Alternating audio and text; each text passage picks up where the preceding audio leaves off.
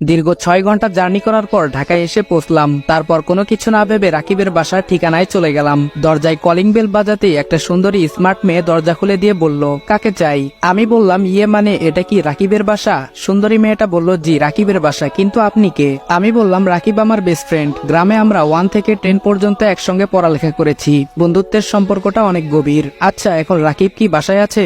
সুন্দরী মেয়েটা বলল, ওহ, তার মানে আপনার নাম নিশ্চয়ই রনি, রাইট? আমি বললাম, জি হ্যাঁ, কিন্তু আপনি কেমনে আমার নামটা উপলব্ধি করতে পারলেন সেটা আগে বলুন। মেয়েটি বলল, সবই বলবো, তার আগে ভেতরে আসুন। এই শুনছো, বাহিরে এসে দেখো কে আসছে। রাকিব ভেতর থেকে বলে উঠল, কে আসছে?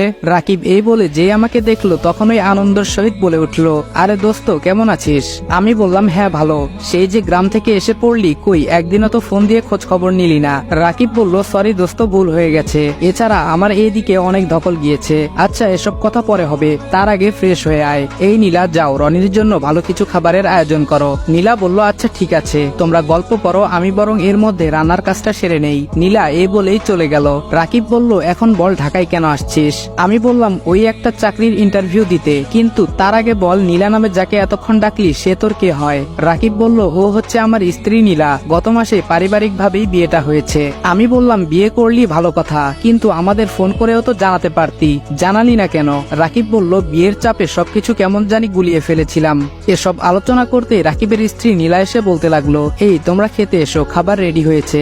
রাকিবের সঙ্গে খেতে বসলাম। রাকিবের স্ত্রী ভালো মানের রাঁধুনি, সেটা খাবার মুখে দিতেই বুঝতে পারলাম। খাবার খাওয়ার মাঝে রাকিবের উদ্দেশ্য করে বলে উঠলাম, রাকিব, ভাবি কিন্তু ভালোই রান্না করতে পারে। তাছাড়া আজকালের যুগে মেয়েরা ভালো মানের রান্না করবে তো দূরের কথা, কিচেনের কাছেই যায় না। সেদিক থেকে নীলা ভাবি স্মার্ট হলেও রান্না বান্না কিন্তু ভালোই শিখেছে। রাকিব বলল, আর বলিস না, দিনে 1000 রকম আইটেমের খাবার সে আমাকে রান্না করে খাওয়াবে। তাছাড়া নীলা রান্না বান্না করতে অনেক ভালোবাসে, এর জন্য তো নীলার রান্না করা খাবারে এতটা জাদু। নীলা রাকিবকে একটু খোঁচা মেরে বলল, খুব পাম দেওয়া হচ্ছে তাই না? আমি বললাম, ভাবি সত্যি আপনার রান্নার হাতটা অনেক ভালো। নীলা বলল, ধন্যবাদ ভাইয়া। খাবারের পর্ব শেষ করে উঠতে রাকিব বলল, তো এখন কার কাছে যাবি? আমি বললাম, না মানে 2টা দিন তোর এখানে আপাতত আমাকে থাকতে হবে। এ কথা বলতে নীলা রাকিবকে ইশারা করে কি যেন বলল। রাকিব কিছুক্ষণ দম নিয়ে বলতে লাগলো, সরি দোস্ত, এখানে মনে হয় তোর থাকা হবে না। আমি অনেকটা অবাক হয়ে জিজ্ঞাসা করলাম, কেন?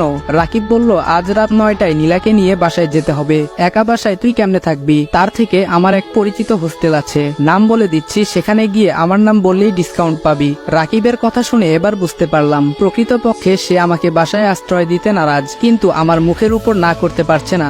এজন্য আমাকে এখান থেকে তাড়ানোর একটা বাহানা বানাচ্ছে। সেটা রাকিবকে দেখেই স্পষ্ট বোঝা যাচ্ছে। রাকিব বলল, কিরে, কি ভাবছিস? ওখানে কোনো সমস্যা হবে না, আমি ফোন করে সব ঠিক করে দিচ্ছি, তুই বরং সেখানেই চলে যা। রাকিবের আচরণে কেমন জানি নিজেকে অসহায় লাগছে। মুখের উপর না করতে পারছে না দেখে বাহানা ধরে আমাকে তাড়াচ্ছে। না, এখানে থাকাতে হয়তো ওদের সমস্যা হচ্ছে, আমি বরং এখান থেকে চলে যাই। এসব ভেবে রাকিবের উদ্দেশ্য করে বলে উঠলাম, না রে দোস্ত, সেটা আর প্রয়োজন হবে না, ভালো থাকিস, আমি চললাম। মন খারাপ করে ব্যাগটা হাতে নিয়ে দরজার সামনে যেতেই ব্যাগে রাখা চেনটার কথা মনে পড়ে গেল। এই চেনটা রিদিতাকে দেবার জন্য অনেক শখ করে কিনেছিলাম, কিন্তু ভাগ্যের কি পরিহাস, সেই সুযোগ আর আমার হলো না। দরজার ওখান থেকে আবার ফিরে নীলা ভাবির কাছে গিয়ে দাঁড়াতেই রাকিব জিজ্ঞেস করে উঠল, কিরে, কিছু বলবি? আমি বললাম, না তেমন কিছু না, এই চেনটা ভাবিকে দিতে ভুলেই গেছিলাম, তাই দিতে আসলাম। তাছাড়া আমার কোনো প্রিয়জন নেই যে তাকে চেনটা দিব, তাই ভাবিকেই দিচ্ছি। চেনটা নীলার হাতে দিয়ে চলে আসতে যাব, এর মধ্যে নীলা আমাকে উদ্দেশ্য করে বলে উঠল, ভাইয়া দাঁড়ান। আমি বললাম, হ্যাঁ বলেন। নীলা বলল, ভাইয়া আপনি চাইলে যতদিন খুশি ততদিন থাকতে পারবেন, আমাদের কোনো সমস্যা হবে না। নীলার এমন কথায় কেমন জানি একটা শখ খেলাম। কিছুক্ষণ আগে রাকিবকে ইশারা করে এখানে থাকতে মানা করলো, আর এখন আমাকে থাকতে বলছে, কি আজব একটা ব্যাপার। তারপর রাকিবও নীলার সঙ্গে বলে উঠল, দোস্ত, নীলা যখন বলছে তাহলে তোর যতদিন খুশি থাকতে পারিস, আমার কোনো অসুবিধা নেই। আমি বললাম, না রে দোস্ত, সেটা আর লাগবে না, ঢাকা শহরে আমার থাকার জায়গার অভাব হবে না, কোথাও না কোথাও জায়গা হবেই। এই বলে রাকিবের বাসা থেকে বের হলাম। ঘড়িতে লক্ষ্য করতে বুঝলাম রাত অনেক হয়ে গেছে।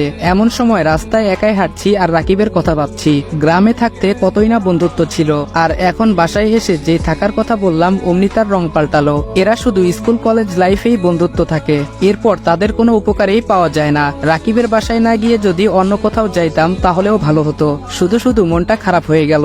এখন ফুটপাতে থাকা ছাড়া আর কোনো উপায় নেই। যার আশা করে ঢাকাতে আসলাম সে এমন রিয়াক্ট করবে তা আমি স্বপ্নেও ভাবিনি। আনমনে রাস্তা দিয়ে হাঁটতেছি, হঠাৎ একটা বৃদ্ধ লোক দৌড়ে আমার কাছে এসে বলতে লাগলো, বাবা, আমার মেয়েটাকে ওই বখাটের হাত থেকে বাঁচাও প্লিজ। বৃদ্ধ লোকটি মিনতির সুরে বলতেই কোনো কিছু না ভেবে বৃদ্ধ লোক লোকটির সঙ্গে যেতেই কিছু দূরে লক্ষ্য করলাম দুইটা বখাটে মেয়েটার শরীরে হাত দিতে চাচ্ছে, কিন্তু মেয়েটা তার হাত বারবার সরিয়ে দিচ্ছে। এই দৃশ্য দেখে নিজেকে সামলাতে পারলাম না। এক পা সামনে এগোতেই মনে হতে লাগলো আমি তো একা ওদের সঙ্গে লড়াই করতে পারবো না, তবে কিছু একটা দিয়ে তাদের আঘাত করতে হবে, তবেই না মেয়েটাকে ছাড়তে বাধ্য হবে। এসব ভাবতেই বৃদ্ধ লোকটি বলল, বাবা প্লিজ আমার মেয়েটাকে বাঁচাও, নয়তো এই নরপশুর কাছ থেকে আমার মেয়ে রেহাই পাবে না। আমি আশেপাশে কিছু একটা খুঁজতেই দোকানে রাখা একটা লাঠি পেয়ে গেলাম। সেটা নিয়ে দ্রুত সেখানে গিয়ে কোনো কথা না বলেই পিছন দিক থেকে দুই বখাটেকে মারতেই একটার মাথা ফেটে রক্ত ঝরতে লাগলো, আরেকটা দেখেই ভয় পেয়ে দৌড়াতে লাগলো। কিন্তু এক বখাটে আমার কাছ থেকে রক্ষা পায়নি, তাকে লাঠি দিয়ে আরো কয়েকটা আঘাত করতেই বৃদ্ধ লোকটি বলে উঠলো, বাবা এবার ওকে ছেড়ে দাও, নয়তো মারা যাবে। আমি বললাম, না আঙ্কেল, ওকে পুলিশের হাতে তুলে দিব, এদের ছাড়া দিলে রাস্তাঘাটে আরো বখাটেগিরি করবে।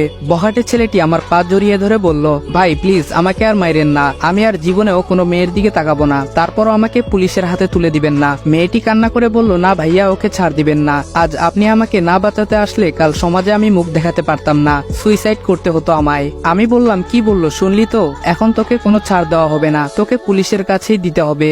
আমার কথা শুনে বৃদ্ধ লোকটিও বলল, বাবা একটু অপেক্ষা করো, পুলিশকে ফোন করে জানিয়ে দিয়েছি, তারা আসতেছে। কিছুক্ষণের মধ্যেই পুলিশ এসে সেই বখাটেকে ধরে নিয়ে গেল। তারপর আঙ্কেলকে নিতে একটা প্রাইভেট কার এসে নিয়ে গেল।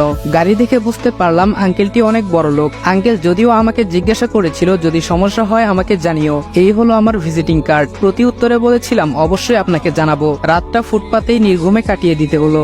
এখন কাকা কাকিমা ছাড়া যে বাস্তবতা কত কঠিন তা এখন হারে হারে টের পাচ্ছি। গ্রামে যে ফিরে যাব সেটাও সম্ভব না। আল্লাহর উপর বিশ্বাস রেখে দীর্ঘ একটি নিঃশ্বাস ফেলে ভাবতে লাগলাম, সকালে একটা না একটা থাকার ব্যবস্থা হয়েই যাবে।